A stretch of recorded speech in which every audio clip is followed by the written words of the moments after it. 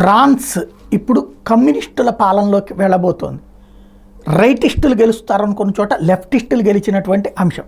తాజాగా చూస్తే జరిగినటువంటి ఎన్నికల్లో ఎవరికి సంపూర్ణ మెజార్టీ రాలేదు, సంకీర్ణ ప్రభుత్వం ఏర్పడింది. 289 సీట్ల ఆధిక్యాన్ని సాధించడం ఎవరికీ సాధ్యం కాలేదు. ఈవెన్ స్వయంగా ఎవరైతే ప్రధానమంత్రికి సంబంధించినటువంటి పార్టీ వాళ్ళే దెబ్బతిన్నారు. సోమవారం వెలువడిన ఫలితాల ప్రకారం 577 స్థానాలకు గాను హయ్యెస్ట్ 180 స్థానాలు గెలుచుకుంది వామపక్ష కూటమి.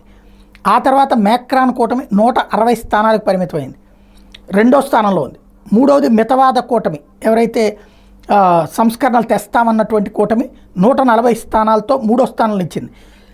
దీంతో ప్రధాని పదవికి రాజీనామా చేస్తున్నట్టు గాబ్రియల్ అట్టల్ ప్రకటించారు.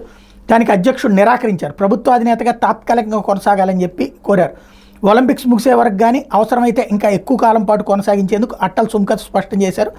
కొత్త సభ్యులు ప్యారిస్కి చేరుకుని చర్చలు ప్రారంభించబోతున్నారు. మేక్రాన్ పదవీకాలం ఇంకో 3 ఏళ్లు మిగిలింది.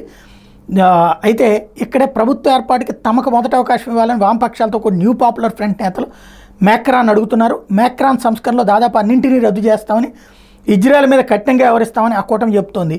కీలక పక్షాలతో కలవకుండా ప్రభుత్వాన్ని ఎలా ఏర్పాటు చేస్తానో స్పష్టత మాత్రం రాలేదు. ఏ పార్టీకి పార్లమెంట్లో ఆధిక్యం లేని పరిస్థితి ఇంతవరకు ఫ్రాన్స్ ఎప్పుడు ఎదుర్కోలేదు. సంకీర్ణ సర్కార్ అనుభవం లేకపోవడంతో కూటమి ప్రభుత్వం ఎట్లా ఏర్పడుతుంది అన్నటువంటి చూడాల్సి ఉంది.